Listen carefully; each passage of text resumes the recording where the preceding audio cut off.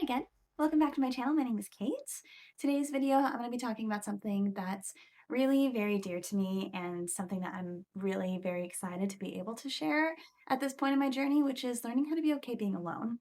And the reason why I specifically chose this topic was really as a video to my younger self and maybe anybody else out there who felt the same way that my younger self did, which was spending a lot of my time, specifically like early to mid 20s, just running away from loneliness, really being afraid of being alone and confronting the feeling of what I just expected was going to be there, which was just this like crippling loneliness.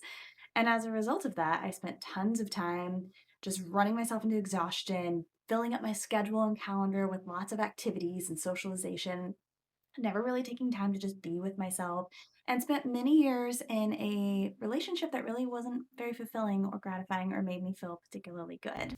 But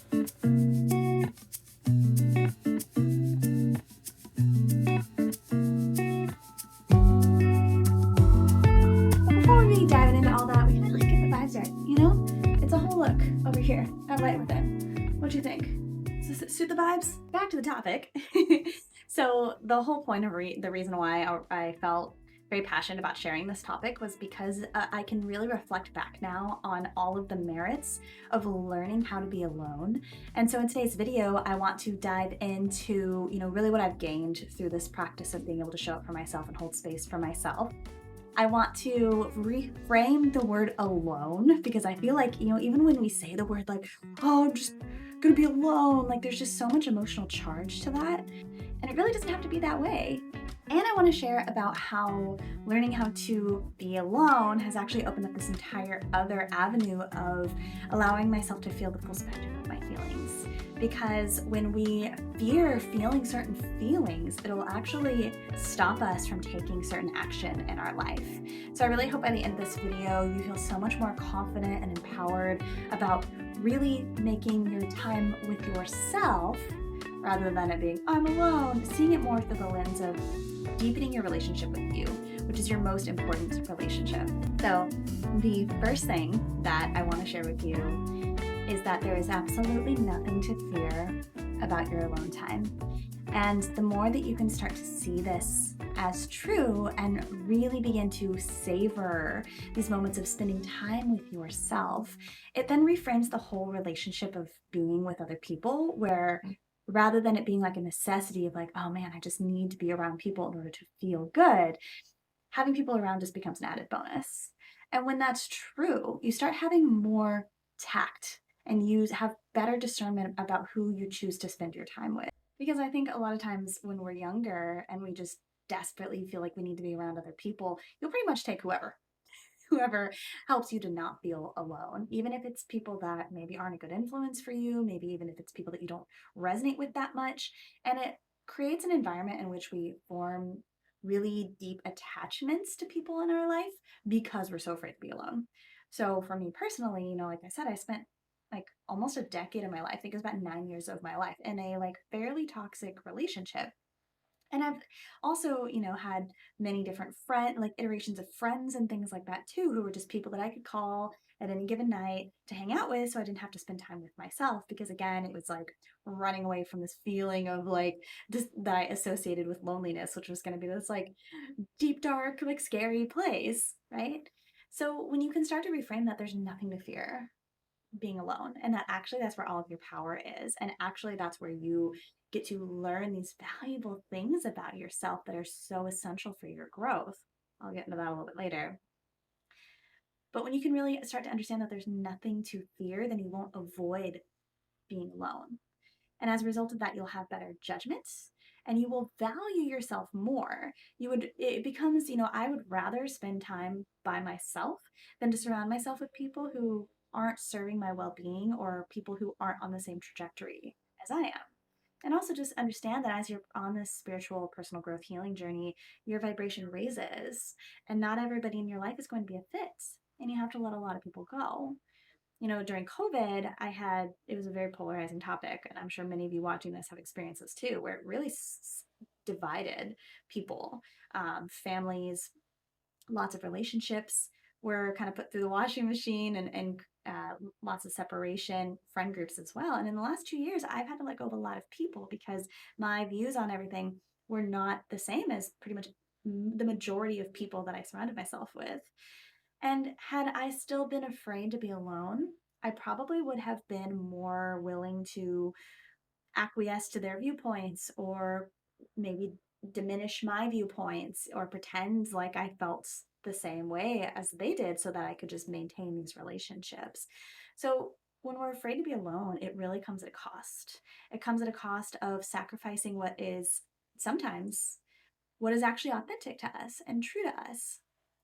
Another big benefit of learning how to be alone is that you actually get to know yourself on a deep, deep level.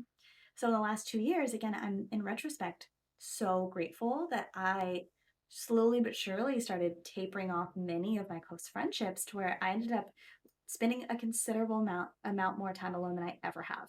Probably like a lot of you, I've always considered myself an extrovert, lots of friends. Like, if, when I go through like my Facebook memories, I'm always just surrounded by people.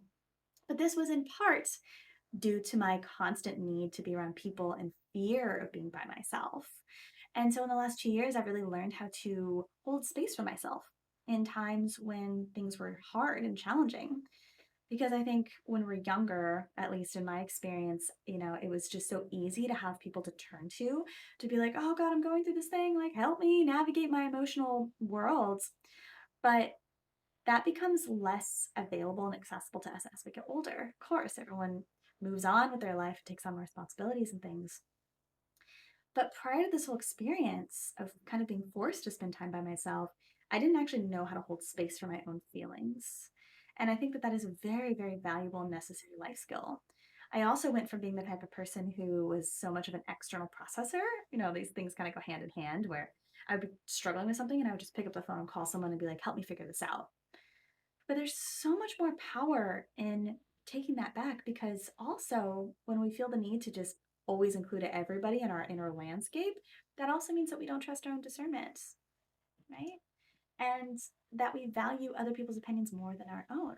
So these are all things that I started to face in myself in the last couple of years and have been able to reclaim. And so I have done an incredible amount of healing in the last 2 years as a product of kind of being forced to spend more time with myself, which has been such an incredible blessing because when you're around people all the time, you don't have any time to be with yourself. You aren't really with your own thoughts. And that just puts us into a state of just constant, not only being constantly like energetically and emotionally depleted because we're just pouring into other people all of the time. But it doesn't actually give us any space to reflect. It doesn't give us any space to be like, hang on a minute, like, what do I actually believe for myself? You know? And we are just so bombarded with other people's opinions and trends and stuff going on. Like the amount of distractions living in our worlds is just absolutely astonishing. And things that I've noticed in my own journey and also with other people that I've supported, my clients, is like it's so easy to just take on other people's opinions and just assume that we feel the same. I remember one time actually, I had a client one time be like, yeah, I just have like a whole bunch of black handbags because my sister said, like, oh, every woman needs like several black handbags. And I was like, do you agree? And that was just like this big, like, aha light bulb moment for her where she was like, holy shit, I don't know if I actually care about that. You know, like we just take on so much of other people's opinions and beliefs, and oh, well, they're just doing this thing, so I guess I'll do it too. When you don't take the time to really connect with yourself and really create space to listen to your own heart because you're just always surrounded by people all the time. Getting to know what is true for you is one of the biggest gifts that you can ever give yourself because that's when you're really going to start to understand your life's purpose. That's when you're actually going to start to understand what fills you up with passion and joy. And sometimes it's not going to look like the people that you surround yourself by.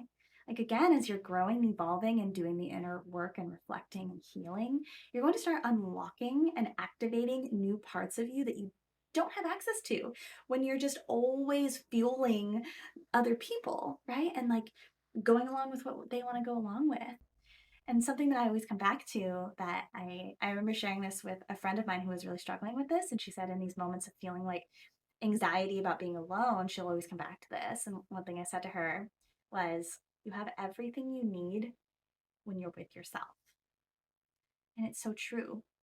I know that more now than I ever have. I feel so much more confidence that if I were to be on my own for an extended period of time, then I would be totally fine. And I would never have been able to get to this point if I hadn't just allowed myself to spend time with myself and see that there's nothing to fear. In fact, I remember distinctly, there was just like a switch one day where I was like, what am I running away from? I enjoy my own company. I enjoy my own company. Like when you spend time to really connect with yourself and just feel your own energy and be in your own presence, you'll start to see that you're actually great to hang out with, right? Because there's no complications of worrying about anybody else's anything. It's so much simpler because no one can meet your needs like you can. Nobody can show up for you like you can. And we forget this. I never would have considered that to be true for myself because I have like my OG long term best friends, and they're the people I can pick up the phone, call them pretty much anytime, and they'll be there and they'll hold space for me. But the idea that I could show up for myself and hold space for myself was just not even on my radar at all. But in the last 2 years, as I have learned how to hold space for my own emotions and sit with myself and put myself through some pretty difficult situations and come out fine on the other side, I have so much more trust in myself, which applies to so many different areas of life. So, the last thing that I touched on a little bit, but I want to dive into this a little bit more, is just the word alone. And now it has such a negative connotation. And if you're, and I hear this in my friends and other people that I've supported of just like, I'm just alone, as though that has to be such a terrible thing. And so, because the word alone has such a negative connotation, I really just want to encourage you to consider it being with yourself, having an intentional practice, an intentional sacred practice of cultivating your relationship with you. Can you feel the energy and the difference of those two statements of, I have to do this alone, or I get to spend time with myself? I get to honor my sacred practice of cultivating my relationship with me. Such a wildly different experience. I'm also a person who really believes that everything's happening for us. Everything's happening for you. And so if you have found yourself in a situation similarly to what I'd found myself in, where maybe you're going through a breakup, maybe you've had some falling out with friends or family, maybe in the last couple of years you've had to work at home and work alone and be a lot more isolated, I truly believe that everything's happening for you. And if that's true, then nothing bad can happen if everything's happening for you. So if that could be true, if you would just buy this for a minute, if that could be true, how could that be true for you? What might this be positioning you towards? What might this be an invitation for you to step into a deeper relationship with yourself, really heal some of the things within yourself that maybe we've been avoiding? Oftentimes when we're constantly like scrolling and being with people and just like it's because we're not wanting to sit with ourselves and confront things with ourselves. And again, when we don't feel safe to feel the full spectrum of emotions, we will avoid that because we're afraid of what we're going to see, or don't feel like we have the tools to manage what comes up. And that's been a very big part of my healing and growth journey as well. So I just want to encourage you that everything is happening for you. If you're in this situation, there's a reason, and there's an invitation for you to look at something within yourself. Because a lot of times too, I've noticed in people and with myself, when we're always trying to fill in the void with the presence of other people, it's because we're looking for something, trying to get something from them that we're not giving to ourselves. Be it companionship, validation, approval, acceptance, something that a small part in you has always needed and longed for, and they believe they have to get it from outside of you. But when we are putting our inner peace, our inner contentment and fulfillment in the hands of other people, that is a very dangerous way to live our lives, in a way that's not going to lead to long-term fulfillment, empowerment, and happiness, truly. So I think that's all for today's topic. I really hope that this served you, and just remember there's nothing to fear in being alone. Being alone doesn't have to be a bad thing. It can be this beautiful, sacred experience of building an intentional relationship with yourself, getting to know yourself truly, your authentic self on a deep level, getting to discover and find new gems within yourself that you wouldn't have gotten to see otherwise, and being able to establish a new foundation of trust and confidence in your ability to navigate this world with ease, no matter what gets thrown at you. Because this experience, let's be real, it's freaking crazy. It's never gonna get any less crazy, and we can't just be depending on other people to show up for us and hold space for us. You gotta be able to do this on your own, and you can if you just take a chance on yourself. So thank you so much for being here. This was truly such a joy to be able to share with you. I can't even believe that I'm at this point myself where I can actually teach on this and just share what I've learned along my own journey. And again, this is really for younger me, and I hope that if you're watching this, that you really got something out of this video. If so, please drop me a comment and let me know. I'm always here to connect with you. And make sure to subscribe, follow along for more expansive content like this. My name is Kate. It's been such a pleasure to be with you today. See you soon.